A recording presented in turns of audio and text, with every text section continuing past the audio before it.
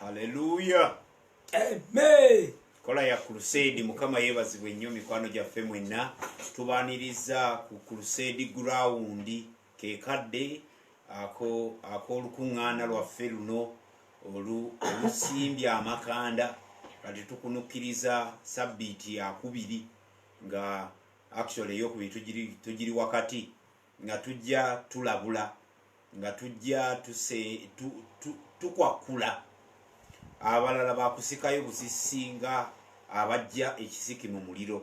So twagala okwebaza Katonda olw'omwaganya olwakakisa katuwadde okusobola okubeera nti buli mmeeme buli muntu aweebwayo chansi okubaako amazima gawulira agamufuukira oluggi olwamuggalira eyo mu ddiini gy'aba yaggalirwa. So gwe mulamwa gwa crusade eno mikwano gyaffe abamaze okutuuka tubaniriza nnyo polisi eri nti bw'oba gwosoose okutuuka ku crusade ground twala obuvunaanyizibwa obulamusa bonna ababa bayingira atuuka ku crusade akwata omulimu gwa kwegayirira nakulaba nti tusabira buli muntu yenna Katonda amusumulule. Twebaziza nnyo Mukama olw'olwaleero last chance to the Seventh-day Adventist twagimaliriza, then tuli ku last chance for Jehovah's Witness. Jehovah's Witness nakulwajjo twabaddeko background eya enzikiriza eyo oba eddiini eyo eyitibwa eya Jehovah's Witness nga sinnagenda wala nga sinneeyongerayo evangelist waali era nja musaba asooke ayanirize ekibiina Katonda kyakuŋŋaanyiza mu budde obufaanaganako bwe buti. Mbalamusiza nnyo mu linnya lya Mukama waffe Yesu era mbaaniriza ku crusade tugenda tuwa chansi. Lwaki twagiyita chansi? Waliwo abantu nga babavaako mu bulamu nga ne bw'oba ogaba obupapula waliwo omulalu gw'osanga n'otamuwa. Waliwo omusajja gw'oyinza okusanga ng'alina ekirevu kya myaka 23 n'ogamba oyo sijja muwa akapapula ka njiri n'omuyisaako obulamu n'otambula n'ogenda. Mu malwaliro waliwo abantu be bajjamu ne babatwala mu ggwanika ng'akyalimu n'akassa abasawo nga bamuvaako. Mu masomero mulimu abantu ng'abasomesa babakuba yigino nga mwana wo ayinza n'okuba ye musika nga ye first born naye nga teacher kisajja kyonna bakiwanika omukono aga wamma nakatudde alonda bali ono wuwo yamufiisa. Teri kintu kibi nga kufiisa ng'okyali mulamu. Mulimu abantu society bezafiisa, mulimu abantu nga LC yakufiisa, mulimu abantu nga gavumenti yamufiisa ng'ayinza n'okuddayo n'ayogera n'avuma oba n'akola kini nga tebamukwata. Gwe n'oyogedde waga gwe okyalaba gwe okyalimu akalamu ne bakukuba kibooko. Mulimu abantu bwe batyo. Ekkanisa omulimu gw'okujulira twali twaguleka abaana ne bayimirira ku nguudo babuulire mwana agonda naye twagenda okulaba we are handling life. Tukwata ku kintu life and death.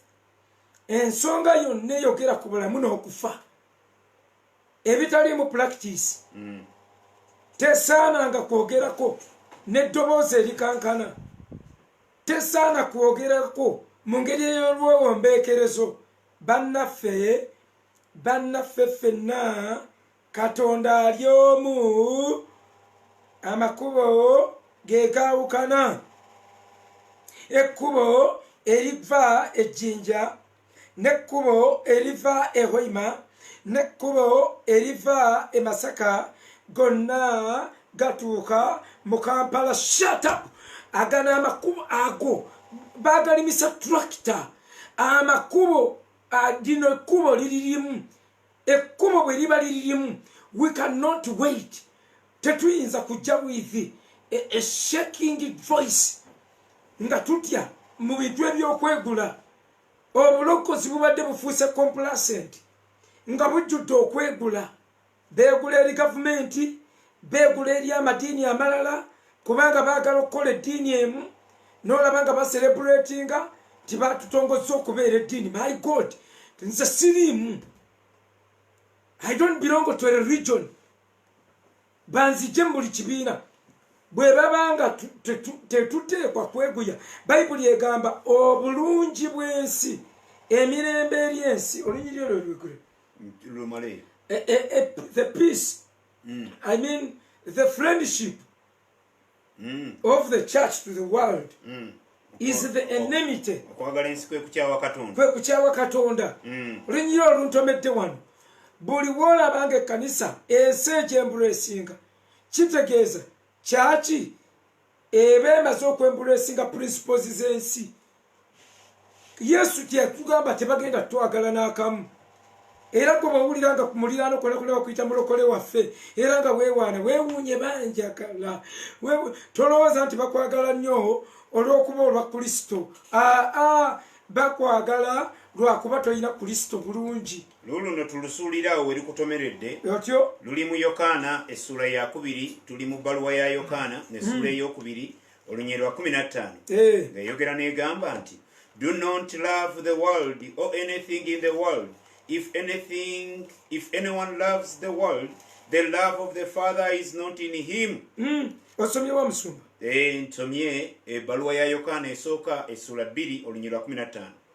Essula 2:15 agambye 2:15 temwagalanga ensi newankubadde ebiri mu nsi. Omuntu yenna bw'ayagala ensi, okwagala kwa kitaffe tekuba mu ye. Kubanga buli ekiri mu nsi, okwegomba okw'omubiri n'okwegomba okw'amaaso, ebyo byebiri mu nsi. Bayibuli egambye ayagala ensi ate okwagala kwa kitaffe tekuba mu ye. Kubanga ebintu bino byawukana. Buli wobeera mukwano gw'ensi, kati oluwoomerevu olubadde ku kkanisa, mbabuulire gye lugenda otugusiza temumanyi nayo. Bwe batyo abantu bwe baalimbanga omugagga ne Laazaalo, baamugamba nga tujja kusomera amasaakalamentu. Tofaayo gwe niigiinira mu bibi byo. Amasaakalamentu omugagga tagamanyi. Amasaakalamentu tamanyi oba biberenga ebitulika. Amasaakalamentu naye tabiryangako. Ng'agamba naye omuntu alirya ku kintu ekyo. Ng'aba ajja gansomera. Akula geegomba. Akula yeegomba amasaakalamentu. Alabanga amayirungi obitutu bwe bityo. Naye nga kyeyeegomba takimanyi. Omugagga ne bamuzannyira ku bwongo. Bwe bamala okumuzannyira ku bwongo, obudde ne butuuka n'afa. Nzaawe we wannuma. Era buli wemba mpunzikiraawo. Nti waliyo eri abantu gye tugenda nga watutta abeeru n'abaddugavu, watutta abantu ab'amaanyi, n'otunuulira abasajja abanyirira, n'olaba abasajja abalina ebintu byabwe, n'olaba abakoze amakolero bamulwana, bonna maama ne bagenda mu kiwonvu ekyo ekitasosodde. Fenna nange alasana wano akaseera ako kenneetegekera, naye mbagamba ntya? Nkugamba ensi ereme okubalimbalimba. Omukwano gwayo ekkanisa yeegula erizi gavumenti, ekkanisa yeegula erizi organizations. Waliwo gwe basponsalinga ababbiya ne bamuteekamu ssente abe ng'akola ki, ng'akola enkuŋŋaana z'enjiri naye ng'atimbawo obunankani. N'agamba nze nfiirwa ki muziteekemu nga gwe promotinze. Bayibuli ega tebabikola bukozi naye bawagira n'okuwagira ababikola. Bayibuli ega zimusanze akole atabula. Anywanga tetunda kwogerako. Atabula ekitamiisa. Ye Isaaya 5. Akyogera zimusanze oyo akeera okugoberera ekitamiisa. Zimusanze anywa. Anatabula. N'agutunulira obutunuzi nga bagufukamu cyorrrr. Bayibuli ega nti zimusanze agoberera ekitamiizo kigoberera obugoberezi. Tebabikola bukozi naye bawagira n'ababikola. Kakati the church must revolt against the systems of this world. Bwe tutakola ekyo mbabuulira temuliraba ku revival. Mujjanga kukiyimba buyimbi nga bwe twagiyimbanga nga tuli mu Philippines. Send revival. Oh, send revival to me. Ne tuvaamu nga tuyimba ne twebakirayo. Abasaba revival kasita beebaka. Baba bayina kubanga basaba kintu kirala. Kuba bw'oba osaba revival ne weebaka nebakuwamu ebikookooma oba olowooza yazze kasita weebaka. bayibuli etugambye omugagga yatuuka n'afa ne Laazaalo n'afa. bwe bamala okufa baabalimbanga ebintu bingi. omugagga bamulimba teri geyeena nga bwe tugenda okusoma ebintu bya Jehova. bassebo ne bannyabo, omusomesa omuntu yenna bw'akola ensobi, ensobi ebaako kyekosa either ekinene oba ekitono. singa omusawo akola ensobi, dokita akosa omuntu ogwo gwakozeeko ensobi oba ne famire y'oyo, damage ya dokita ekosa mulwadde tugiziika ne famire ye tugiziika. dokita oba n'asonyiyibwa ebibi bye. damage omulamuzi gy'ayinza okukola, mistake yonna, any mistake which can be made or committed by a judge can affect only few people. mistake y'abantu babiri yeri more dangerous naye sitegiraba. the mistake of a teacher, secular teacher, the mistake of a preacher, eyombi nnyo. Why? It affects generations. Kikosa kitwala mu geyeena ne kikukumba abantu, ate kisigalawo nga kikozeewo n'okukubo okukulugusa abantu. kati twagala kwogera era kye tuliko twogera ku bantu be bayita aba Jehovah's Witness. twabasomako jjo mu bayibuli ng'egamba waliwo abatambula ne bafuunika ennyumba nnamba, basensera mayumba mu kyama nga baweereddwa mandate, beeyita ba Jehovah's Witness. abajulirwa bayakuwa so saaba Yesu Kristo. ekigambo kyokka kye bakozesa witness. The word witness, the original meaning of the word witness, it means matter, being killed. abo abakwata obujulizi abalina okutegeeza kwa Kristo, okwokutegeeza kwa Kristo, be bano aba Jehovah's Witness. naye twagala tubakebere, tuddemu tufune, tukole kye bayita revisiting. tuddemu tukebere ebitabo bino, tukyalire buli kintu nga tukyalina omukisa gw'okubikebera. omugagga bamulimba n'atakebera, omugagga ne bamugetta nti bw'owaayo, bw'ogula gundi, bw'ofuna confirmation, bw'ofuna amasakalamenti bwe, bw'okola booti, bw'ogula indalugensiyo oba omaze. ne bamuga atujja kutoola zaka, gwe bw'otoola zaka oba omaze. waayo sekiriba kya ttaka, waayo sekiriba kya ttaka, ojja kuba omaze. oba bamukwasa sapule nga gwefuna akantu koyogera. ebe baali ojjudde neema omukama ali naawe. abo nakugambye musuma nagambye abo tubapaaka. nkugereza bugereza omugagga ne bamugamba businza nabbakoonako. oba ne bamukwasa tasubihi nagera bisimila bika. kyeggamba abantu babakwasa ebintu. lwaki kifuuse kikulu nnyo ffe okuddamu okukebera ebintu bino? kubanga tukyayogera bino. n'abapentekooti omulala ayiira mazzi ku mirembe kyaki bababunduguliranga epipa y'amazzi. bw'oba olina siriimu bwe bungi bw'amazzi, kati bakuyiira epipa 3 agende ng'akulukuta.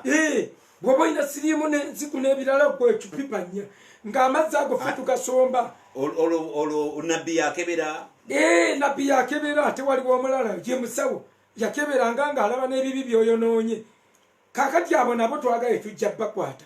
lwaki kitugwanidde okuddamu okukebera? olwa Bebulaniya essuula ey'okubiri. Bebulaniya essuula ey'okubiri layini okuva kwesooka. tutandike na yakubiri. Biri. Bebulaniya 2:2. tutandike n'olusooka. kale sooka mu luzungu agambye bw'ati. Abebulaniya 2 olunyiriri olusooka agambye, we must pay more careful attention therefore to what we have heard. Kokoka, excuse me, ladies and gentlemen, listen again to this verse. Pastor, you are going to read it again. Bible egambye bweti, Hebrews chapter 2 verse 1. We must pay more careful attention, therefore. We must pay more careful attention, therefore, to what we have heard, so that we do not drift away.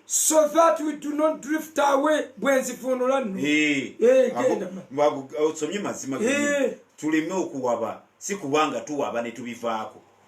Ey'Oluganda egamba kyekivudde kitugwanira okusinga ennyo okulowooleza ddala ebyawulirwa kabe kasinge tuwaba ne tubivaako.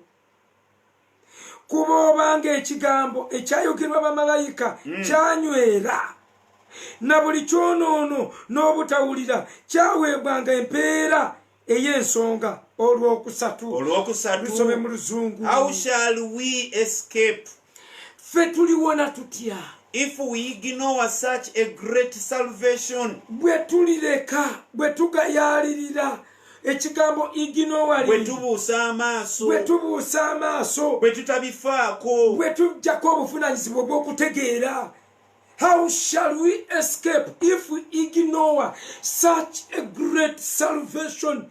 Ignoring, mwe tujja ekigambo ignorance. Ignorance is different from being silly. Ignorance is different from being stupid. Ignorance is different from being dull. Ignorance, you just vunula omukono okwebalama weebalama bwebalami ng'olina obusobozi obutegeera oli nnomo ne wejjako obuvunaanyizibwa. You delegate and delegate your thinking abilities, your thinking skills. Mu mulembe guno omuntu agenda mu geyeena olw'okubulwa okumanya ajja kuba agenze mu geyeena by choice. Ejja kuba choice yo ebitabo weebiri n'obusobozi obutuukako weebiri. Nze ebitabo bya Jehovah's Witness ng'oggyeko buno bwe bakubirira buno obungi ennyo bwe bagaba dowa to dowa. I have their expensive books. Kino ekitabo aba Jehovah's Witness aba bulijjo tebakirina. Tokikwatako kyaba Kingdom All Leaders. Oba oli kadeyideyi. Oyinza n'okubanga mu Uganda tukirina basatu.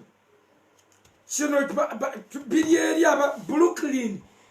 Eri mu Brooklyn we wali ekitebe mu America. Mu Watchtower. Be waliwo Watchtower yaabwe. Kakati be bakirina. Naye kuloza nze mba nakifunye ntya. Kyetuyita ignoring. People ignore knowledge. Bookshops zijjudde ebitabo. Tufunye concordances ku mulembe gwaffe. Batuvunulidde Oluguliki mu nnimi ze tutegeera. Mu bigambo ebisomeka. Ebitali bya lukono. Batuyambye buli ddiini yonna osobola okusoma. Tusobola okusoma Oluwarabu nga Luwarabu leeta Oluwarabu, tusobola Oluwarabu okulusoma. Kyekitujjisaayo bino ne balutukolera ne mu Jagoni Arabiki. Kakati guno omulembe we are just ignoring. Tuignoringa bwignorinzi magezi. Kati Musumba ekigambo ignorance kyetaaga okwongerako kitemeeteme kyongereko. Kubanga Yesu agambye bw'ati bwe mulimanya amazima galibafuula ab'eddembe. Kati kye bayita ignorance is darkness, kyekizikiza. Kyava tuyita okuva mu bwakabaka obw'ekizikiza tujje mu bwakabaka obw'omusana. Ignorance eri compared ku tukompearinga ebintu biri, darkness and light, ekitangaala n'ekizikiza. Abatudde mu kizikiza bali mu ignorance, abatudde mu kitangaala bali mu kumanya. Kyokka nga buli omu alina omukisa. Buli omu alina omukisa ogutuula mu kitangaala. Ekyo kyokka mulowooze Bebulaniya, the book of Hebrews chapter 2. How shall we escape if we ignore such a great salvation? Nolaba amagezi noga ignoringa, nolaba amagezi noweta. Ebitabo byonna bwe biri. Tulina buli kitabo kyonna, toyina muntu kyayinza kwekwasa. In fact, naleeseeko butono. Olulala nagenda ku crusade yali yakusoma bitabo. Bangamba tetulina kwogera kigambo kyonna nga tetukijja mu bitabo. Nentwala emmotoka yali Ipsamu nesitwalira muntu olw'ebitabo ebyali bijjuddemu. Wateeka mu bikutiya biri?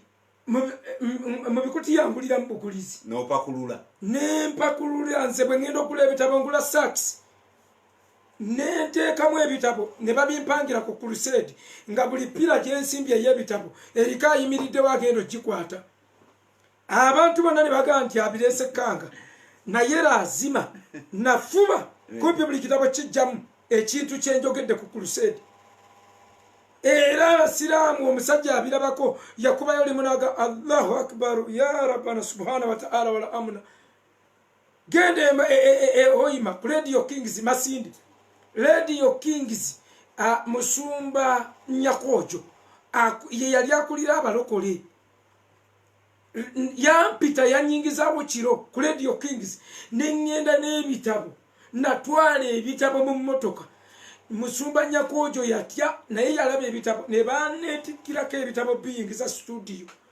nze nasooka mu studio omusajja n'amnyambako okupanga ebitabo naye buli eyajjanga nga sekuwakana nange aga ya rasulallah mumanyi tukubire gundi ne wabaawo okutuuka leeti n'okudira era ku olwo olunaku bwe twamala okusomesa RDC n'akuba simu naggalawo puroguramu eyo kati mukuyawo oba ofunye eki my god gwe tomanyi na kintu tomanyi na bigendererwa bya njiri tomanyi enjiri erimu ebigendererwa bisatu 1 erimu okulokola omwoyo gw'omuntu okuwangula omwoyo 2 erimu okunaaba mu ngalo kunaaba omusaayi gwabwe nga tolokose tebabalirwa ku muntu okwejjeerera gwe kennyini abuulidde ne wejjeerera 3 enjiri erimu okukomya efujjo lya sitaani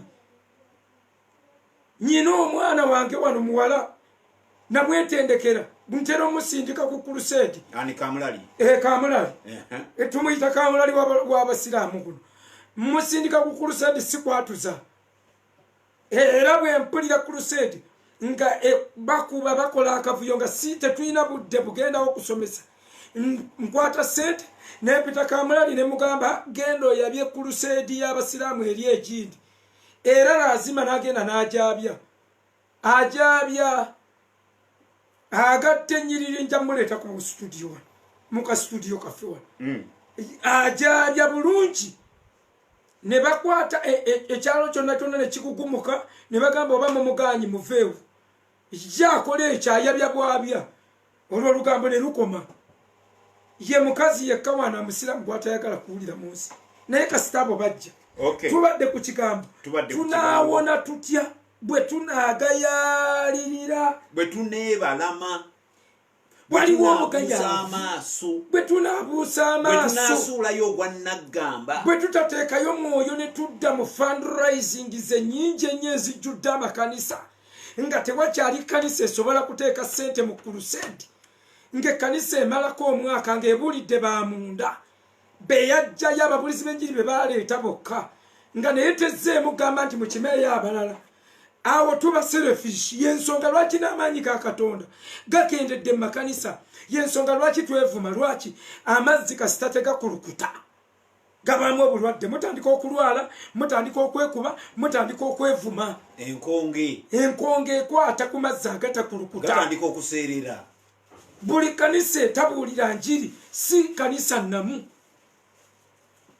ebirabo byawukana ebirabo babiwa bantu si kanisa babiwa ba individuals omwe mutukufu n'agabira buli omu so si buli kifo nayiwa ku kifo ekyo therefore mu churches mulimu ababulizi b'enjiri mulimu abasomesa mulimu abaki ebyenjawulo naye tugayaala kati obugayavu bwe twavuddemu nogonza eddoboozi noga nti bannaffe oteebereza oboogerako bebakwazika esepiki ng'olina olumbe ng'olina emikolo bebakwazika oteebereza oboogerako yerandi roodi kakati ke kaseera waveeyo abasajja nga tetulina kye tubala bayibuli beeyogerako mu Yoweeri nti ntendeka ejje eri abantu abatasobya nnyiriri eritambula nga tebasobya nnyiriri abatassaayo mwoyo eri feeza nga tetubala wadde n'aka n'ennusu n'emu nga tebeeguya kintu kyonna nga tetweguya ne bweba sponsorship ng'ogitujjako nobiyita that is provocation that is provoking you are injuring people's thoughts, I mean religious feelings of pain. No kusoma kubononye, you see, you byononye nnyo abantu. Okwegulaagula kwonna ffe twakugjewo ntendekejje erigenda okudduka nga terisobya nnyiriri nga babuuka obusenge gye bava nga waaka omuliro gye balaga nga banyooka omukka guba balagala. Ngenda kuwakanira wano katambi kabatuukeko lazima ne bwe ndijja mu Amerika oba ewammwe teriiyo njiri ya ku street nja kubaleekaanira. Genda obuuze waliwo ekibuga bakiyita ekibuga ekiddirira Manila bakiyita Baguio. Balina paaka nnene nnyo bagiyita Branham Park. Mu Branham Park lwe basooka okuwulira ku njiri gye bayita Lochafu Munnayuganda nga guddewo okuwakana okutaliimu wadde kakibuyaga. Era waliwo obwana bwe nali nabwo waliwo akamu bakayita ka Angel Kawala ne kagamba me I'm trembling. Gerald, you are going to be dead. This is a dangerous place. Nengamba, I will be happy to die on mission. Don't mind. Nebajja basajja baleetaaga ebitabo ne tuwakanira mu Branham Park mu Baguio. Ekyo gye kiri, genda okibuuze, ndi mu byafaayo ebya Zion Ministerial Institute, Beverly Hills, Manila. Njiri nga teriimu wadde okwekkiriranya oba tonsuza nzireyo kasita siina sponsor ffe twogere wamma n'okufa tekutuli wala nnyo. Lwaki obulokozi buno tetuteekeddwa bubuusa maaso atuwadde ensonga n'agamba which was first announced by the Lord. This salvation we are talking about was first announced by the Lord. Obwasooka okwogerwa Mukama waffe was confirmed to us by those who had him. Buno obulokozi bwe tulimu bwawukana n'eby'Abadiventi. Eby'Abadiventi tuliwo babuuza bye basinza duka nga batonda waliwo tebannaba nakutonda ennaku 6 Katonda yatonda ebintu n'abimala mu nnaku 6 nga tebannaba nakutondayo mu Adiventi n'omu kubanga Adamu teyakwata Sabbiiti. Kujjako nga balina olunyiriri bwatandikira ku Mukama waffe. It was first announced by our Lord. Kakati osanga abantu obulokole diini mpya oba gwe wakabitegeera. Obulokozi butandikira ku Mukama waffe Yesu. Muno temuli diini ndala mu Bayibuli. Bw'osangamu ekigambo Katoliki, bw'osangamu ekigambo Protestantis, bw'osangamu ekigambo Seventh Day, bw'osangamu tekirimu. Bwatandikira ku Mukama waffe Yesu. Kitegeeza bano obulokozi bwe bazze bateekawo mu kkubo. Ffe bwe twagala okuwa waagulako. Obwadiventi twabuwa waaguddeko era tukyabuwa waagula. Abadiventi baagudde mu Uganda. Bw'oba waakuwandiika bitabo wandiika the fall of Seventh-day Adventist religion. Twabumaze tubukuba wano live ne ku radio muzeeyi yaguddewo wali. Tubeera kukulanchawe era nayo mukitege tubwongera bwe tunaamala bano aba Jehovah's Witness ng'ate tubateeka ne ku radio tumale okusikuba kutulugunya butulugunya naye tukubayo oveeyo nga Katonda bwe yateeka amaggwa mu nsi abantu abaali beekwese nga baddukiddeyo ne bavaayo. Tugenda kuteekayo amaggwa ababulizi b'enjiri bonna tugenda kubatendeka. Ngenda kuyita ab'oku nguudo, ngenda kupublishinga ebintu bino mbigabire abaana mbikyuse mu Luganda mbiteeke mu nnimi zaabwe tubataayize yonna. Banaabanga bazze okubuulira enjiri tubaseeka abatambulirako ng'agenda abuulira ababulizi b'enjiri. Okitegedde ekyomusumba? Nkifunye bulungi. Ng'obadde ogenda kubuulira njiri n'enkusaako akubuulira enjiri. Akuvaako ku mugongo. Babe nga tebakyakyama wantu wonna tugenda kubaketta. Lwaki tetubateekere ku kingdom? These are not religious wars. Kati wali wagikumira bannanga obulokozi bwa mirembe gwe walina kufa lasitiya. Obulokozi Bayibuli egamba muwakanire nnyo okukkiriza kwe mwaweebwa omulundi ogumu. Oyo ye Yuda. Mu 5 Petero 3:15 nakugamba mutukuzenga Kristo mitima gyamwe muberenga n'ekyokuddamu eri abo bonna bababuuza ebikwatagana n'okusuubira n'essuubi eriri mu mmwe. Tito n'agamba atya 2:13 nga agamba abamu tubakolenga tutya abamu beetaaga kuboggolera n'obukambwe mbu musobole okulokola emmeeme zaabwe kati abakambwe banaavaawo nze mukambwe tukambwe wadde musumba tugende mu maaso Jehovah's Witness mmwe be tuliko omusajja n'alimbibwa n'afiira mu ddiini yammwe n'omuziika ne baziika omusajja omukulu n'agenda bbulukuke ng'ali mu geyeena nga mwamumalira obudde nga yamalirwa obudde bwe obudde obutazikawo olunaku olujja luba lugenze olunaku olujja luba lwetoolodde luti oba togenda tuddamu buli kintu kyonna ekimala tekiddamu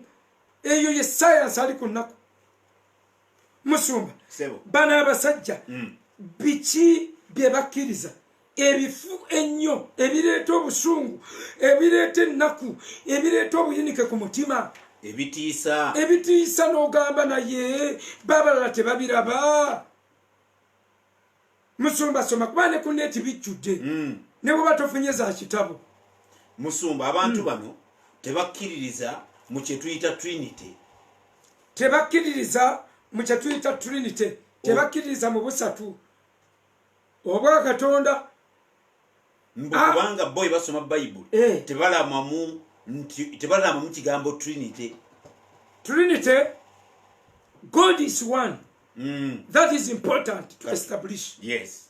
Katonda ali omu okusinziira ku Yokaana essula 17 layini okuva ndooza tuve ku yakumeka. God is one. Kubanga oyinza okulaba ng'abatuufu naye nga bafu nnyo.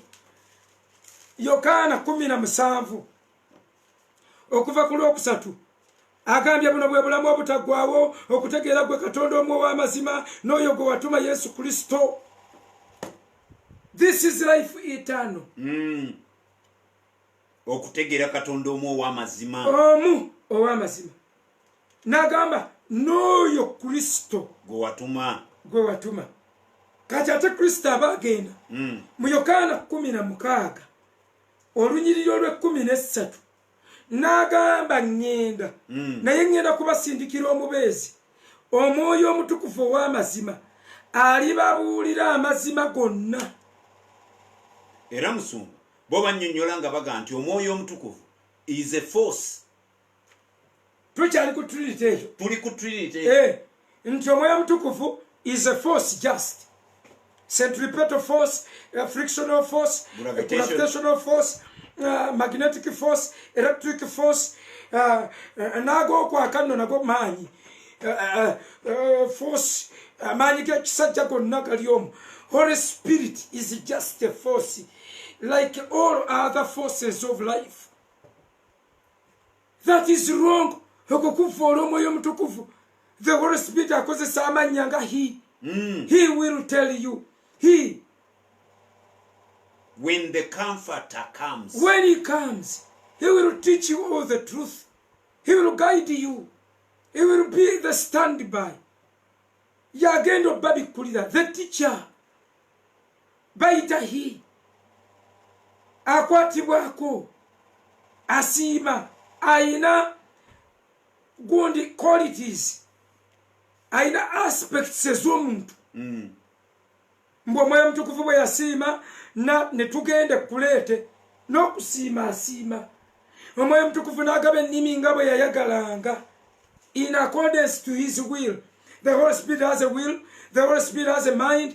The Holy Spirit can be even quenched. Bible kyegamba never quench the Spirit of the Lord. Omwoyo omutukuvu toyinza mugatiragatirawo mu bifosi. Bo bagamba teri bwa Trinity. Basebo ne bannyabo Trinity tugiraba mu ngeri zino. Enterevu. Ennambulukufu. Wawe tulaba Trinity. Tulaba Trinity mu baptismal formula. Nga batuteekerawo formula y'okubatiza. Mugende mu nsi zonna. Otyo? Mubuulire enjiri. Ye Matayo 28:18-19. Mugende mu nsi zonna mubuulire enjiri. Nga mubatiza abantu mu linnya lya kitaffe n'omwana n'omwoyo omutukuvu. Gwekyo n'otakiraba, ekitali mu footnotes, ekitali mu katikisimu, ekintu nga kiri mu bayibuli ddala n'okola ne study biki byonna n'omaliriza service n'oyatula ekisa kya mukama waffe yesu kristo n'okwagala ku ayi katonda n'okussa ekimu okw'omwoyo omutukuvu era n'otalabawo busatu bwa katonda nga otyo nga tugira during the benediction. Awo tuzita benediction. Yes. The apostles benediction. Nga galawo ekitabo kyekyo ky'Abakolinso meka? Bakolinso kya 2:13 nnyiriro lwe 14. Bakolinso 13:14. N'ayogera ekisa kya mukama waffe Yesu Kristo. May the grace of our Lord Jesus Christ n'okwagala kwa Katonda and the love of God n'okusekimu okw'omwoyo omutukuvu and the fellowship of the Holy Spirit. Area number 2 we tulabira Trinity. Esose tugambye in the baptismal formula. Eyokubiri tugambye in the benedictions of the apostles. Eyokusatu during the time when Jesus Christ was being baptized. Yesu ng'abatizibwa Matayo essula ey'okuna. Era nawo tusobola okulaba Trinity. Matayo 3 olunyiriri okuvaawo nga ku 10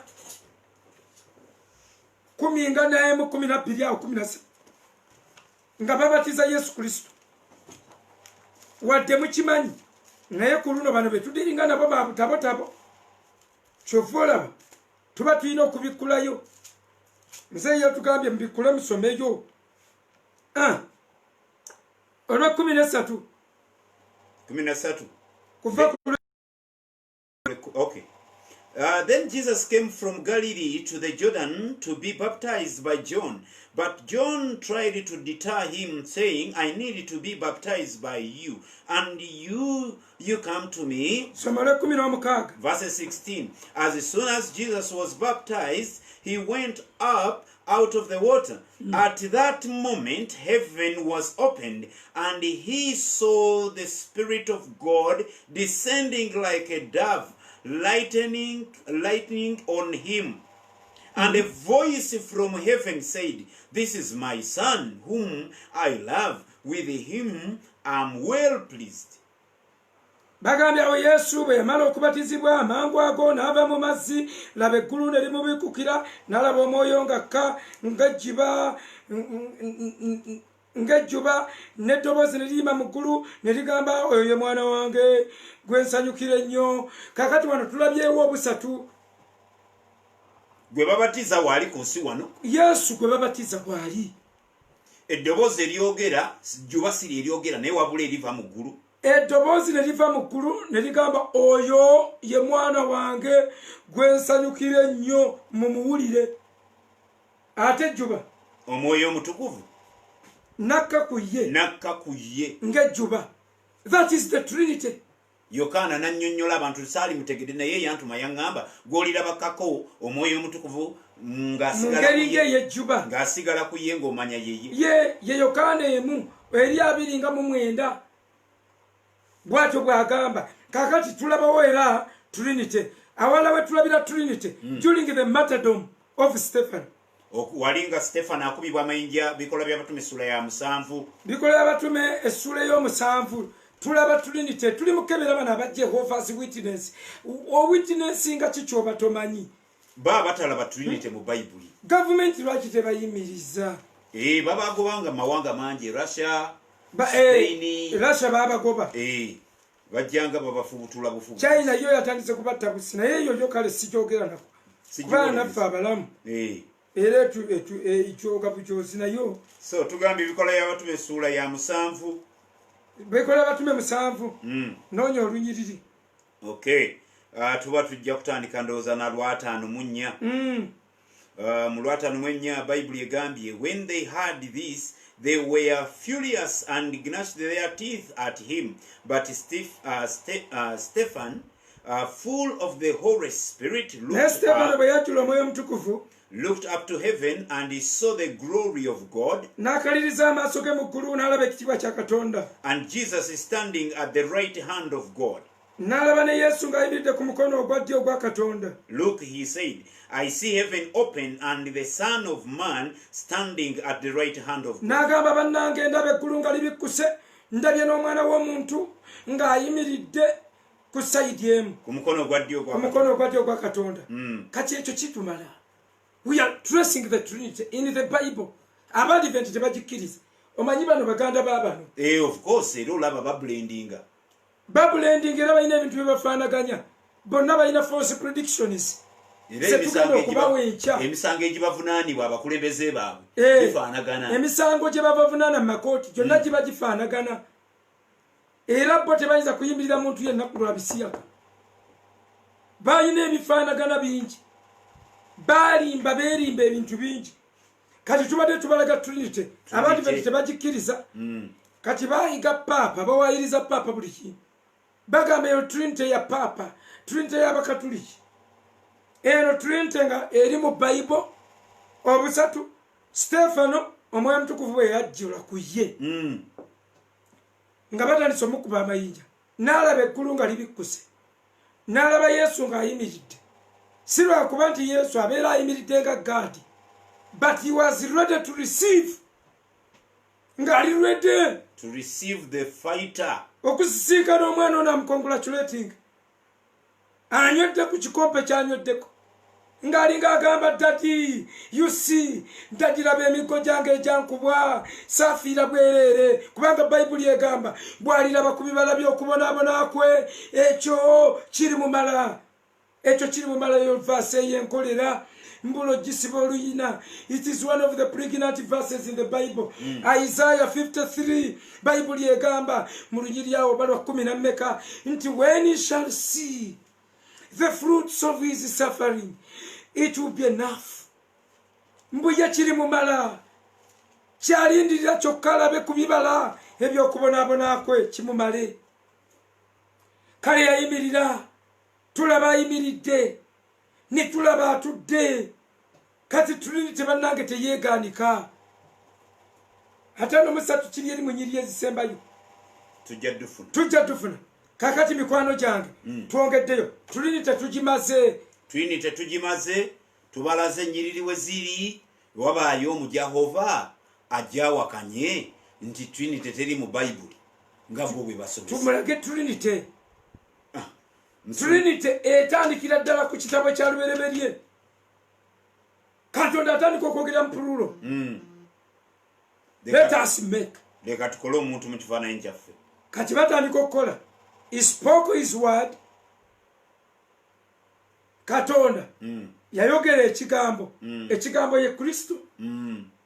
Kubanga Yokaana emu egamba in the beginning was the word.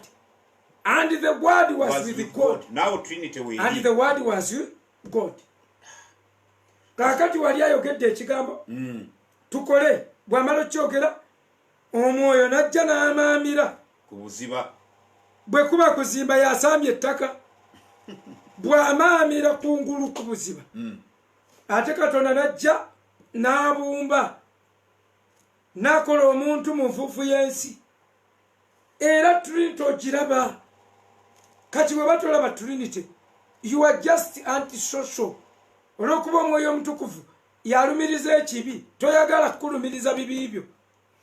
Tugenda ku point eddako. Point endala musumba eyeetaaga okutangaazibwa obulungi yenjigiriza egamba nti Yesu ye malayika Mikayiri.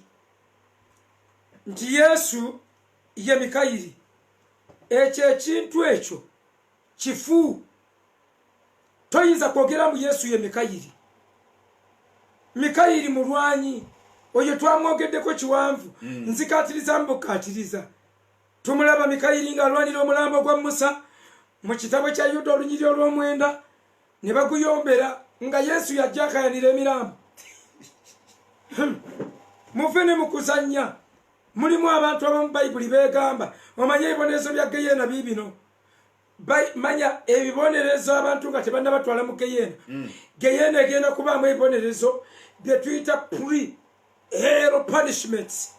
Nga tonnayingira. Bayibuli egamba eyamanya ekyokukola n'atakola agenda kukubibwa mingi. Mulimu be bagenda okusooka okubalula oba bali kubisa butayimbwa ogwokya tewali amanyi fe bagaye kukubibwa mingi. Eyo gurupu weeri. Ne wabaawo abeesitta z'abato bayibuli beegamba nti baabakolera envunyu gyetalifunda etafunda eri mu makondoza 9. Envunyu yaabwe tiyo tejja muliro. Omuliro gukwokya envunyu ekukuba mu guliiru. Ekibonerezo ekirala waliwo bano ab'envunyu be baliwo. Ab'envunyu bakubiri. Anti ye gurupu ki? Ye gurupu anti tugambye ab'emiggo. Ab'emiggo be baliwo. Beba abamanya ekyokukola ne batakola. Kati ab'envunyu be beesitta z'abato. Mbwe envunyu yaabwe gyetalifiira. Ekyokubiri abeesitta z'abato mbu bagenda basibako n'oguyinja olubengo aleme kufulootinga. Waliwo abantu abagenda okugenda mu geyeena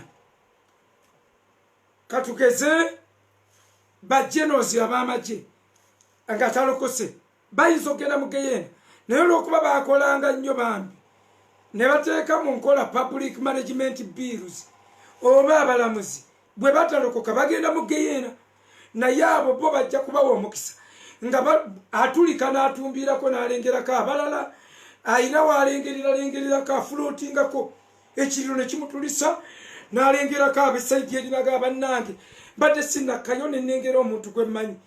Kati waliwo be bagenda okussaako olubengo bakuteeke mu geyeena bakutuuseeko n'oguyinja gwe nga tofulootinga oguyinja gwengedde omuliro ate oli mu geyeena.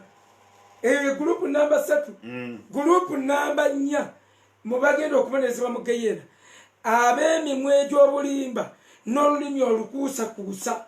Zabuli eboogerako n'egamba aliweebwa ki alyongerwako ki nate oyo w'olulimi olw'obukuusakuusa okuggyako okukubibwa obusaale obw'obwogi obw'abazira. Then ne basooka bamuteeka mu manda ge bataseesa.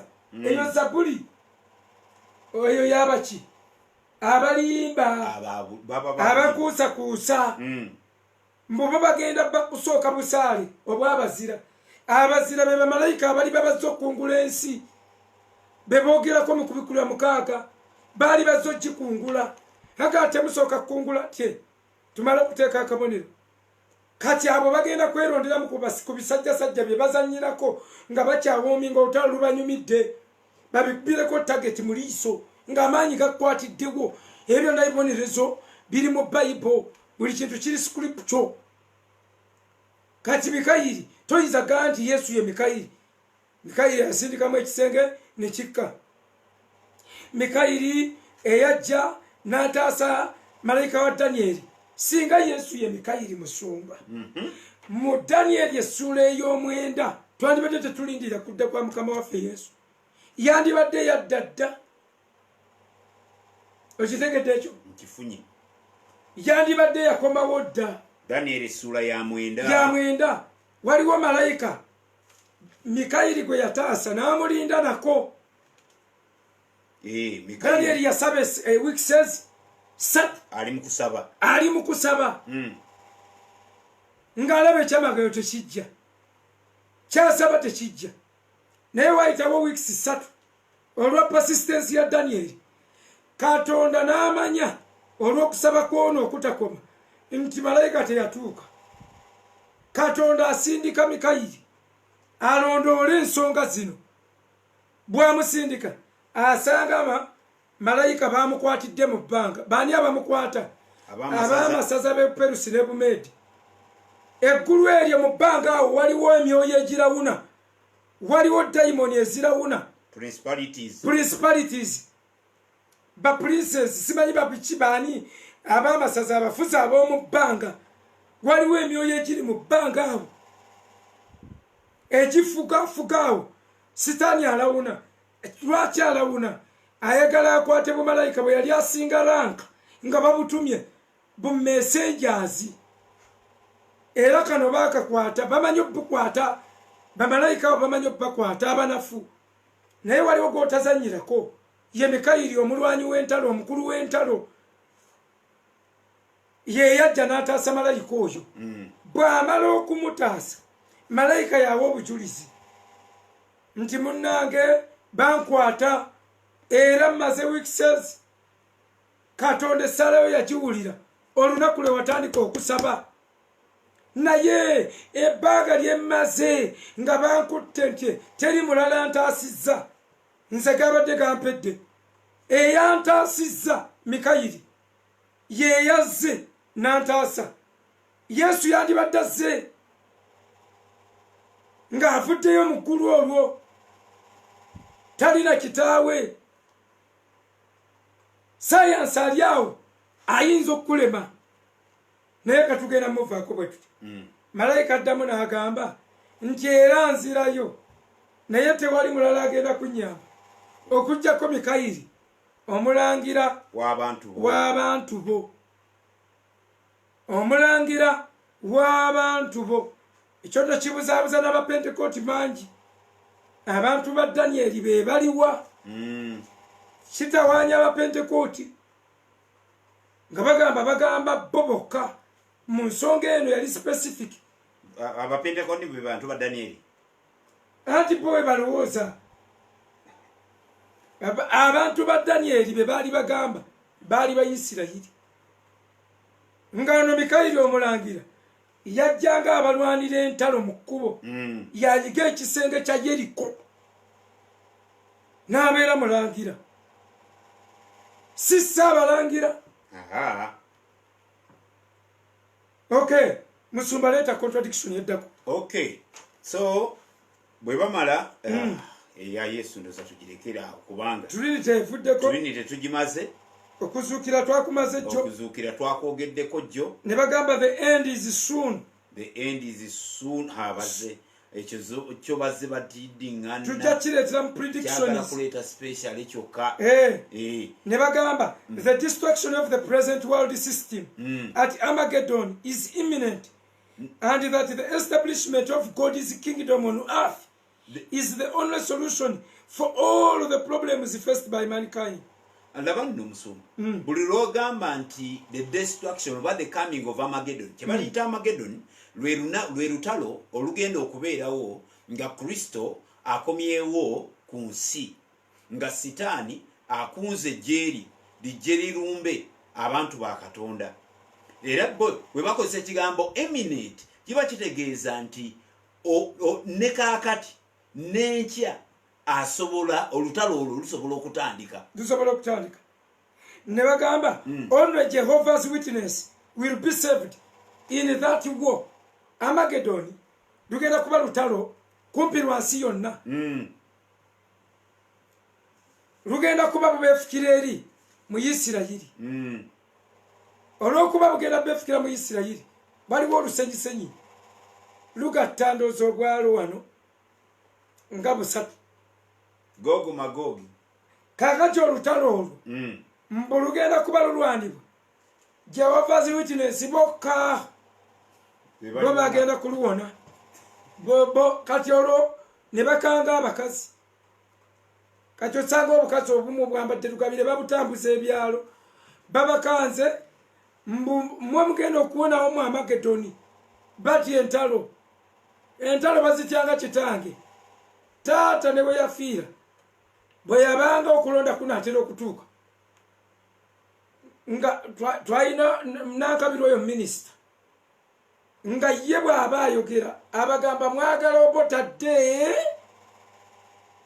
oba President Museveni abafuge ho kasita obugerageranya n'obote naye ne bwe yafa abantu b'ensingo kiboga wadde obote yafa n'omala bagamba oyo MP we mumulonda azuukiza obote tebamuwa kalulu taata yafa agamba obote alina obukodyo 99 mbuti ayinza okuba teyafa n'agenda akomerawo awo ye yafa mwitaka wenkene obote naye bwe batyo bano amadiini bwe gakanga babakanze ku Armageddon nti mbabuulira abantu bonna bagenda kukubibwa emmundu egenda okutokota nga naye saso wa Jehova terimukwata agamba gesigala kwena genyini ge yakozesanga ng'asiiga abasirikale jerengesa mbwe sasiri kusererako be chai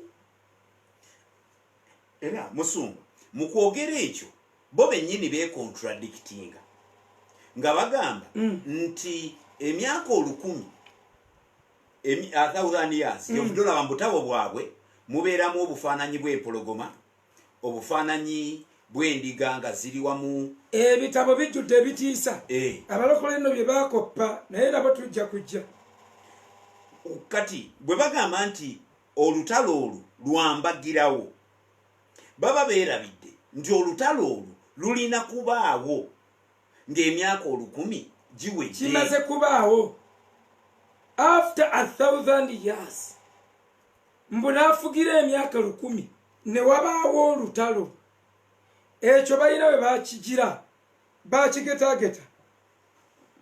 bakigetageta tujja kuddamu tukikyalire bagamba erinnya lya Katonda liri eri limu yakuwa Jehova era ekibayisa Jehovah's Witness erinnya J in Hebrew there is no letter J. The Hebrews do not have letter J.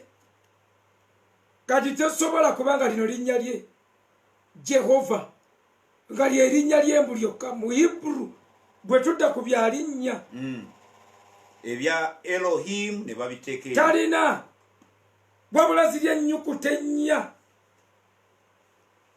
ya El Shaddai Yahweh kwe kakati bw'abaga nti Jehova mbuli erinnya lye lyokka oboogera kubeera challenged kubanga Katonda gwe tusinza wa Isirayiri ng'ani amubatiza eri oluzungu amangu ago gwosokoga nti erinnya lye lyokka Musumba kyotegeeza Jehova tekiri mu Bayibuli kasito kisimba nti erinnya lye lyokka naye mulina okukkiriza nti mwe muyita Jehova olw'oluzungu eno mu Buganda bamuyita Yakuwa lwa Luganda Jehova ate eno in fact mu Luganda Yakuwa tekitegeeza Jehova kitegeeza Jeire Jehova kiri ya Yakuwa kakati bwe tugamba iya Jeire Jehova Jire iya kuwaire kati kwe tufa Abaganda ne tugamba Yakuwa Jehova is the provider kale abye byamanya tujja biraba nga tutuuse ku bano abagenda bagamba Masiya abo bakayana abo banyuma kubaleeta ne tukayanira wano ne mulaba live now kubaba bana ba Jehova babagaana ekirala the focus on the Jehovah's Witness are not supposed to focus on Jesus. They are not supposed to focus on Jesus. They are supposed to focus on Jehovah. Tebatekwa kutunula ku Yesu. He's just a creation. Kitonde ekyasooka okutondebwa. Eyo enjogera eyo Yesu agambye nze kkubo amazima n'obulamu n'obulamu n'Oluwarabu lugamba inna huwa twaliku nze kkubo wali haku n'amazima wali hayatu n'obulamu beba Yakuwa Nsumba bayakuwa tebakkiriza nti eriyo Giyena tebakkiriza mu Giyena olina kimakinga ekyo kubanga bingi nnyo ne tumanya nti ekyo tukimaze tebakkiriza nti waliyo Giyena kati ffe abatafuuke ba Yakuwa mu mateeka tugamba the exception is weakens the law kyenti babuyita batya clauses obukwakulizo kigambo kimbuzi otyo nange kyemutejogera mu luzungu. The exception is weakens the law. If you put a law bw'oteekawo etteeka and you create an exception, n'oteekawo akajja akafuluma, the law gets weakened. etteeka eryo linafuwa. Yet every law ng'ate buli tteeka has an exception.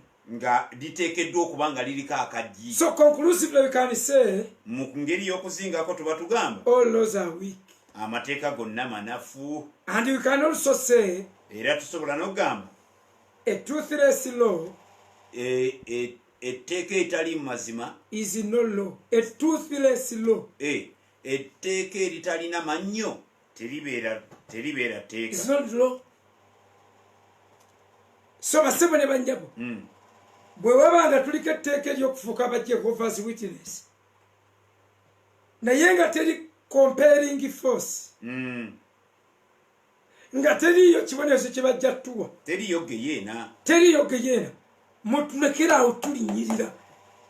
Bwebanga geyeena teriyo kati nti eki kaliko kakoka kamugenda okuwonera mbu Mwabagedoni ng'esasi terikwata, ekyo kikukyamya ewange okutuleetera covid. Tomuddamu kukyama maka bwe babe teriyo geyeena, teriyo kufa. Era musumba kwe basibira ennono egamba mbu terigenda mu ggulu.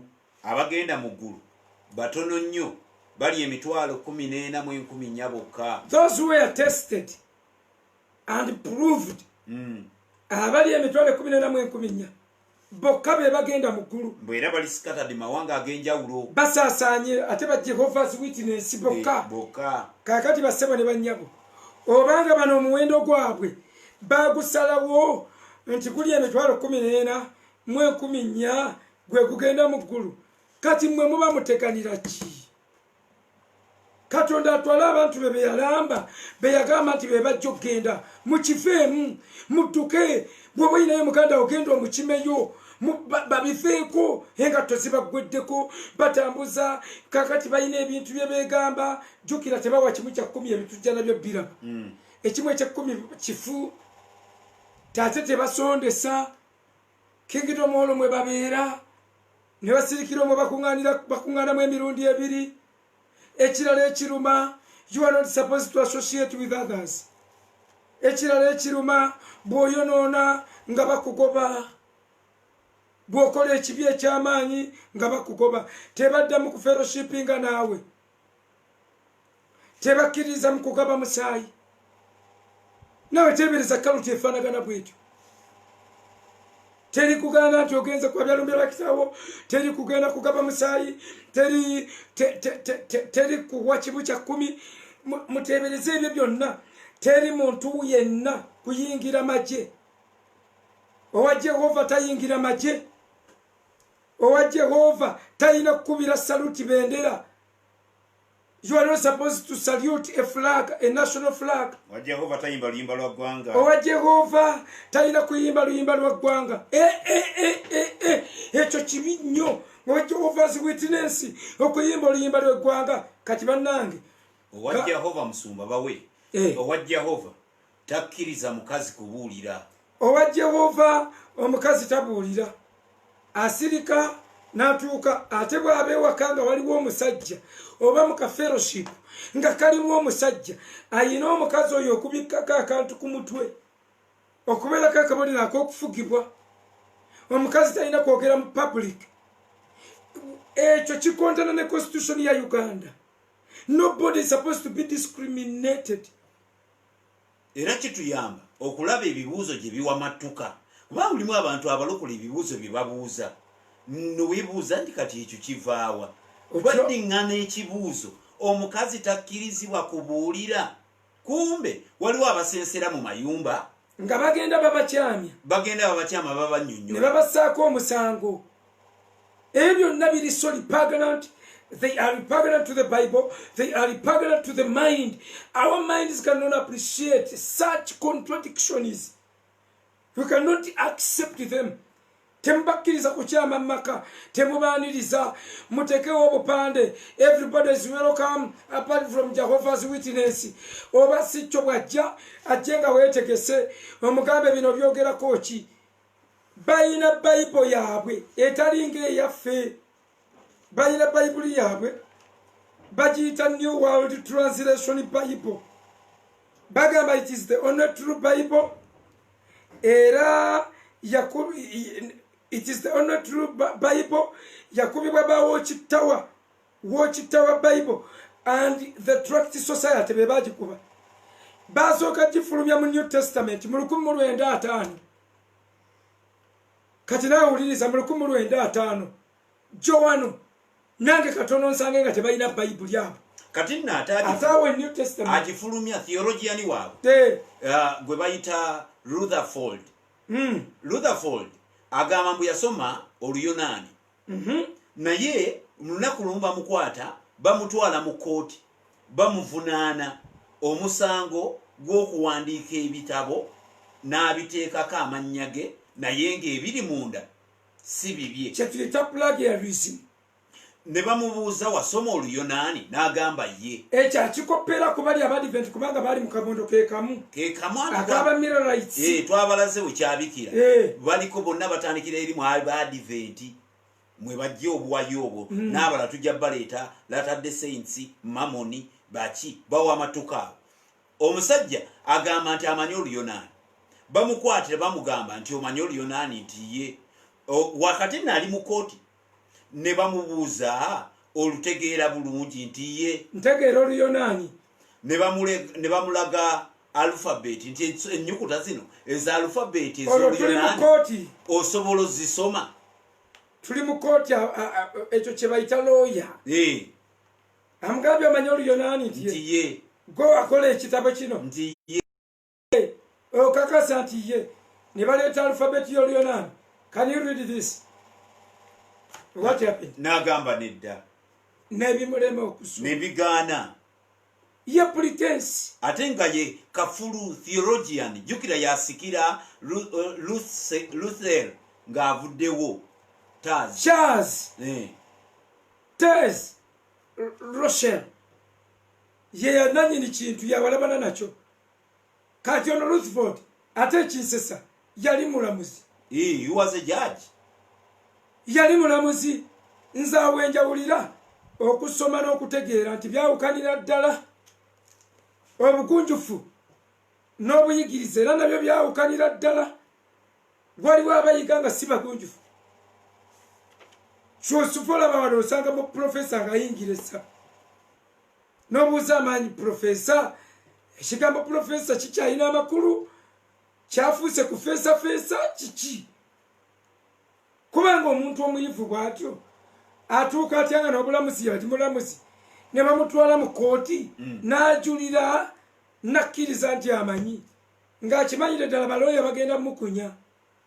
Anyway abalamuzi bwe batyo. So Musumba bano eddiini eno ekwewuunyisa egambye teri kugenda mu ggulu era bayimirira mu kyandiike bakiri mu Matayo essuula ey'okutaano olunyiriri olugamba nti tubikuleyo naye lugamba nti abanasikira ensi Matayo 5 balina omukisa abo beatitudes bali mu beatitude balina omukisa abawombeefu balisikira ensi. Matayo ssuula yakutaano gye tukomako yakutaano era tulyawunzikira. Matayo 5 otuuse Matayo 5 Omuvudde ku Lwakusatu balina omukisa abaavu mwoyo kubanga abo obwakabaka obw'omugulu bwe bwabwe.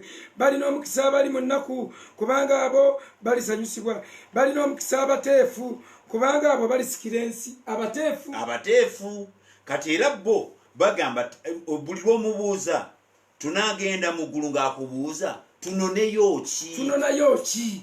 Wano wabadde ki? Tolusomanga ng'alukusomera nti tuli bakusikira nsi. Ensi tugenda gisikira. Ate bakambwe nno obabuuza ebibuuzo ebizibu.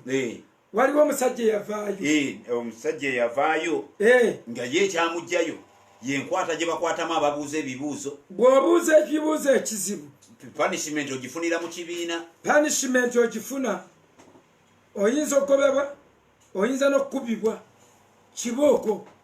kubuuza bibuuzo eyo enkola eyo era ye yalina ku nabbi.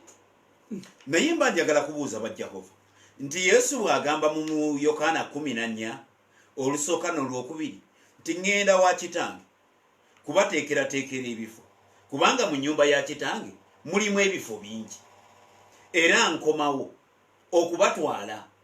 n'atugamba alyetwalira ekkanisa aligyereetera gy'ali nga etukuziddwa. Befeso 5:3.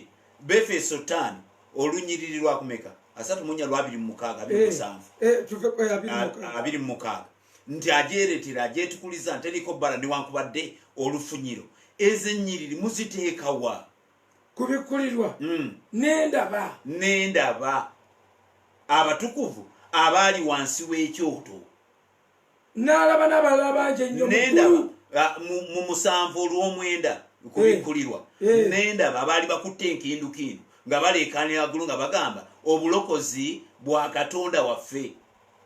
n'agamba ensi eno aligizingako ng'omukeeka.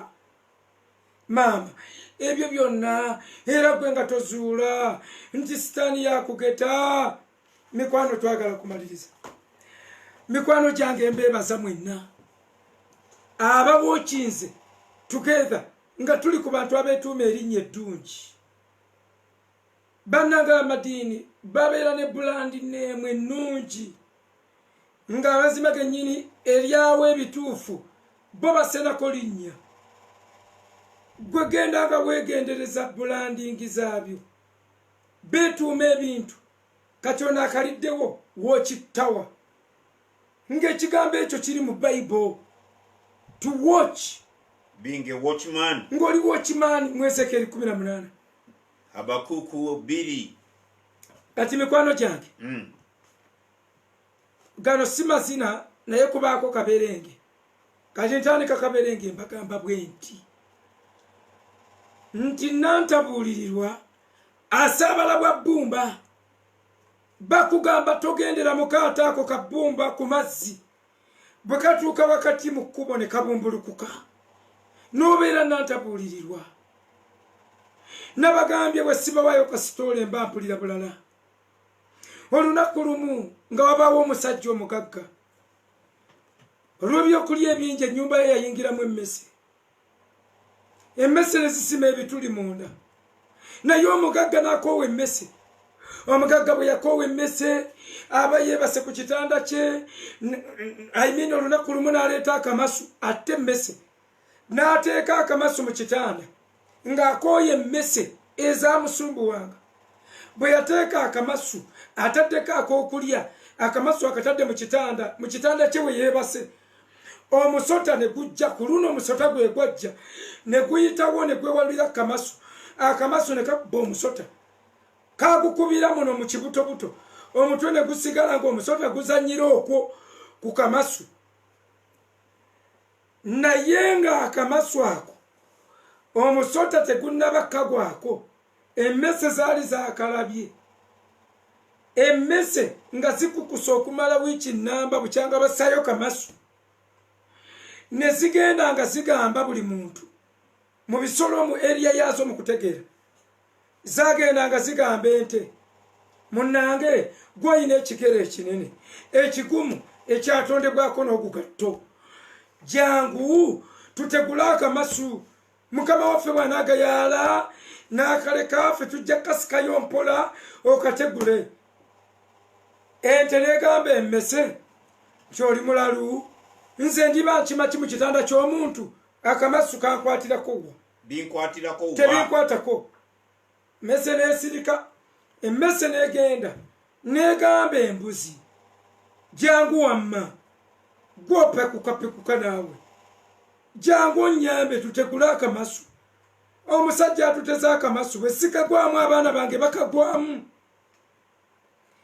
embuzi n'eseka nga bwetera okukola ng'eri ku ttale ng'eyaka ku lw'abakazi n'egiramu n'eseka negaa ndiba nkima ki mu kitanda ky'abantu mbeera ku nkondo zange negaa tebinkwatako. mbu tebigikutteko. Emmese neeva ku mbuzi n'egamba enkoko, jangu gwe olina ekigere, akagere akamu ne bakakuba obwo bwasaasaana ng'obwamukuye ng'ali mu kyalo ye, jangu otegula akamasu bwe kanaakubako akagere akamu tunaayiiya ne tukasikayo. Enkoko yaseka busisi neeganze nga nnoonya ki mu kitanda, tulina akayumba kafe. Emmese kye zaakola nga ziteesa nga zisomesa abaana baazo ngeri yakwekukuma. Omusota gwe gwajja ne gugwa kamasu, nnyinimu awulira akamasu kavuze bwe pa, teyatewana na kusaako ttaala, n'amanya nti agenda kusaayo busa mukono asikeyo akamasu. Aba atwala omukono, omusota ne gubojja bwe bo. Bwe gumala okumubojja, eddwaliro liri wala, ayagala alabe ekimuboze, obusagwa ne butambula. Nnyinimu bagenda okuyandayanda bakime abavumuzi, bagenda okuleeta mu Blackstone ng'obusagwa bumutuuse ku mutima. Nnyinimu bw'atyo n'afa. Bwe yamala okufa, abako ne bajja, bantu ne bakuŋŋaana, of-course ng'olumbe lulina okwabizibwa, ne basalawo ente bagikwate bagisale. Emmese nejjukiza ente. Ebizibu byavudde mu kamasu. Singa wategula akamasu, bino byonna tebyandibaddewo. Baabali awo ng'embuzi erina otugenderamu. Lwaki? Embuzi yali tekkiriza kukola bintu ebyo byekolaakola ebyo ebyobwenzi mu maaso g'okubuko. Erina ebintu ebyo byekolaakola nga mwe abali b'egundi n'ebanywi b'ebigundi, ebiri awo wakati w'okaaba n'okukyamuukirira, sijja bye bakoleramu. Naye n'ebikola ne basala. Kati abakonga balina obbasalira enkoko. Enkoko lwegamba akamasu kazaala ebizibu singa nategula, byonna baabisala bigamba singa nategula akamasu. Mikwano gyange kikyentegeeza mu kyo, tukola leero ebintu bino nga tubagamba, tulabula gwe owuliranga ebitakwatako mulokole, mwe mwenna abaala owuliranga ebitakwatako. Naye abasajja bano lw'olisanga nga mukazi we yakyusa omutima nga gwakukujja dde ayogera birala, lw'ogenda okutegeera obuzibu. Baabulabe bano bonna mikutu sitaani gy'ataddewo okuyingiza enkumi n'enkumi z'abantu mu geyeena. Ekyo kiruma mikwano gyange. Sigenda kwerabira mwanyinaze Nakanjako, wali twamubuuliranga Nakanjako bannange siriimu aluma abantu abalugezigezi, temulabanga eyasiriseemu endwadde zesalyutinga. Siriimu yakubidde covid saluti, siwulirayo wa siriimu kati, era teri amwogerako wadde mukubira akalango, teri wadde akuba akalango ka kondomu. Bannange ebintu bisiŋŋana. Okwayuya bwe kujja okaaba kusirika mule baba okabira maama wo. Wawe ekyayuyo bwe kijja okaaba kusirika. Covid yasirisizza endwadde endala ziringa ezitali nayo. Twagambanga Nakanjako maama totambula. Nabanga ne kyembe wali ennansana ku 8 netwegayira Nakanjako munnange totambula. Nakanjako kiki kyotambuza? Mwana muwala nga alina akabina abalenzi bawaaniriza, mbw alina akabina ndoddo linnyako n'owanula ebirala n'oteebereza akabina kakikaaki, mbu kiyina akabina kagenda kapaapala, akabina okutali biwawaatiro kapaapala katya. Ensi ebawaanira obwereere, ensi ebalimbira obwereere. Bwogwa ne bajja bw'eddaala. Bannange twannyonnyolanga Nakanjako, mwana yali mulungi nga buyitirivu, bannange nga yeekolako, nga yeebyula, nga yeerongoosa n'olususu n'alubula oddujjako.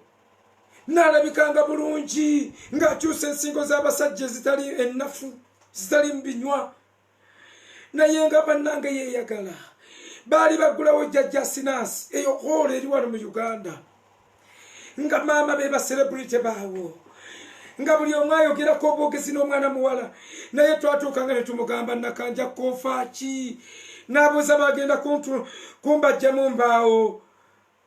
Ne tusirika. Bulamu bubwo kyolya kye kikyo, obulamu bwa kiseera. byonna biggwa gwe sinywedde tuli mubuuza ani yakola embidde ng'omubuuzo ojja wa kyansiga obaninga ne pulezidenti nawali togendawo nakanjako mu malala ge bannange naafuna obulwadde sirabanga ku muntu yenna alumiddwa siriimu mu nsi bukyanga siriimu ajja nga bwe yaluma nakanjako bannange obulwadde bwalumanga nakanjako twamubuuliranga enjiri ng'atujereka ng'agamba ebyo buulira wulira zolo mbuge yeena n'akuba akakule n'akulekaawo n'awanda eri obulusu naye nakanjako yafa naye bwe yali afa yafiira mu bulumi bwe buti n'aleka ng'akoze prayer request etaliteekebwa mu nkola mpaka ensi lw'erivaawo yayogeranga ebigambo bino ng'atuyita ng'agamba mukuye mpulira omuliro nga gwambuka omuliro gwe wayogerangako nga gwambuka nga guva wansi mu bigere nga gulinnya okutuuka ku mutwe n'ayita omuvubuka bamuyita kyembera ganjiira amazzi mu mutwe njiwa amazzi mu mutwe ne bamuyiwa amazzi mu mutwe bawooyewooye omuliro ng'awuliranga ennimi z'omuliro ezimuyitamu oyo ye mwana omuwala eyantiisa obulwadde bwe bayita siriimu bannange obulwadde bwaluma omwana ng'awulira omuliro nagamba munyinyike ntuulemu munyinyike ng'akuyita njiira nga bwolaba emmotoka ebeekyamuka nga kyawulira obulwadde bwali tebunnaba mutta n'atandika kukugira ffe nga tayagala ffe tubeeko we tutambula bw'obanga ogenda ng'akuyita ng'agamba olagawa togenda tuula ewaka temumanyi kyempitamu singa mumanyi mwanditudde ewaka mwaŋŋambanga naye nze mbagamba nze nkiwulira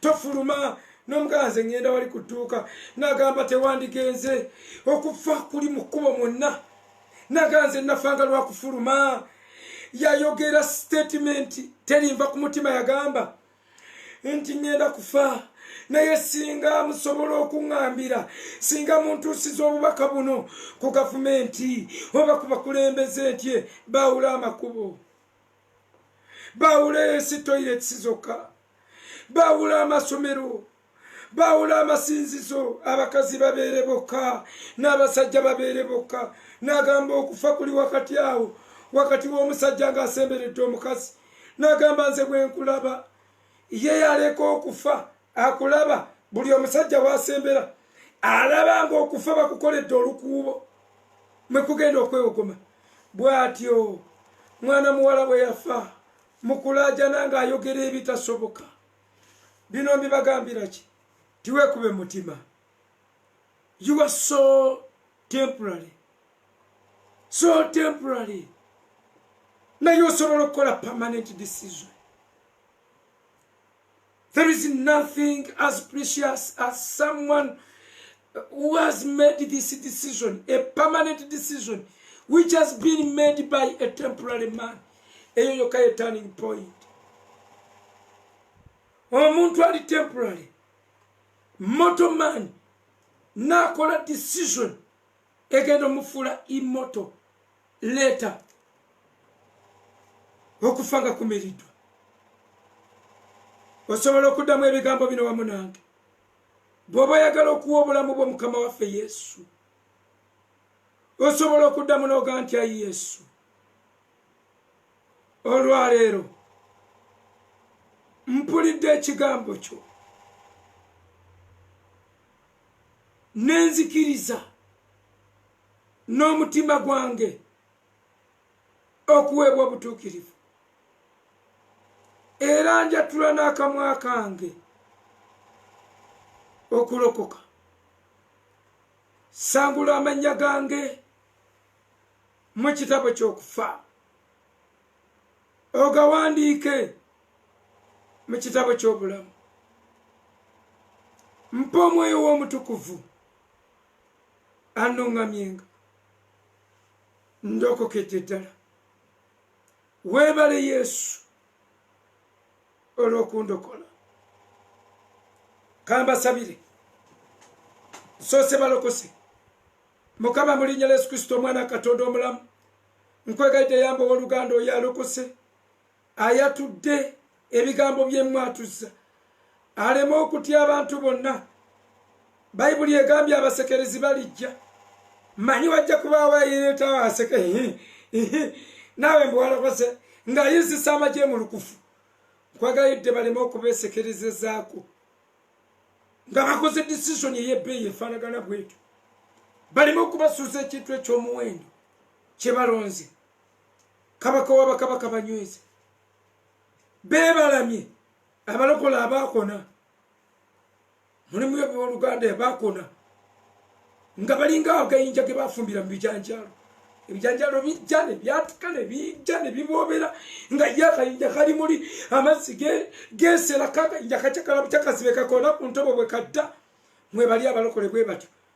Mukama w'Oluganda oyo gw'olokodde bw'oba omwebalamye emizimu ng'omwebalamye ebintu byonna mwebalamye n'abalokole abaayonooneka amagezi nga takyasobola kweyongerayo, takyasobola ali ku mulyango, ebintu byakola byewuunyisa, enkola ze zonna nfu. Abaluganda abo abalokose Mukama bambuleko ebintu byonna byonna ebyewaabwe, era nkugobako buli gusiraani gwonna agasiraani gewammwe gonna gakome ku mulyango mu linnya lya Yesu. Obwavu bwonna bwozze nabwo ng'ewammwe mbadde temusobola ddogula ekipiira kwe mutuuze pipa, temulinaayo wadde akantu. Nkusabira mu linnya lya Yesu gwakkiriza obulokozi obe ng'oyingidde mu lulyo olulangira, olulyo olutalaakinga, olulyo lwe bagamba mujje abatalina bigula munaagula. Kwaniriza mu linnya lya Mukama waffe Yesu era nkukwasa Omwoyo Mutukuvu abeere ng'atambula naawe. Nsabidde abo abalokoka. Taata nsabira n'abaana abooluganda ababadde batunula, abooluganda abatunudde awamu naffe nga tubuulira enjiri eno. Nkwegayiridde Mukama bawe omukisa baleme kubeera bawulize buwulize naye batambuze enjiri. Bawe n'ekisa Mukama nabo okunywera n'okulokokera ddala. Baleme kukwata ku mazima ate banafuwe. Nsaba baleme bagatta mu Geyeena n'abatakkirizangako. Ogende mu Geyeena muganda wange osisinkanayo ne bakanywa musaayi. Gwe musisinkane Bin Laden nga yali yeetamiddwa obulamu. Musisinkane ne Saddam Hussein ne Hitler. Mugenda kusanga ballo kyafu bonna nga bali mu Geyeena. Taata nsabira baganda bange abo bonna baleme kubeerako n'omu nga mwana wa kubula. Balokole n'abantu baabwe. Eyabba azzeyo bye yabba. Leme kwenenya n'ebintu bye yabba. Wabba eggaali oli mu kwenenya okungi. Eggaali mpaka bweneefuuka eyiyo. Zaayo buza ggaali. Eyabba omukazi zaayo omukazi. Ne bw'oba wakamuzaalamu abaana 10 muzzeeyo omuddiza omusajja w'omugambe nsonyiwa mukadde wo wuuyo. Zaayo omukazi. Taata nkwegayidde kikole kibakolere bonna. Byonna mbisabye okuyita mu linnya Yesu Kristo Mukama waffe. Amen. God bless you. Tusikane olunaku lw'enkya. Vidiyo zino tukola mpanvu ozitemeeteme kubanga leero weetuli enkya tetuliiwo. Abanafu bagamba kati singa mwogerako katono. MBs gwe wa MB gwe biveeko tulina kirasi gye tubuulira endala. Muzitemeeteme bazigabe bonna zisigaleko in Jesus' name.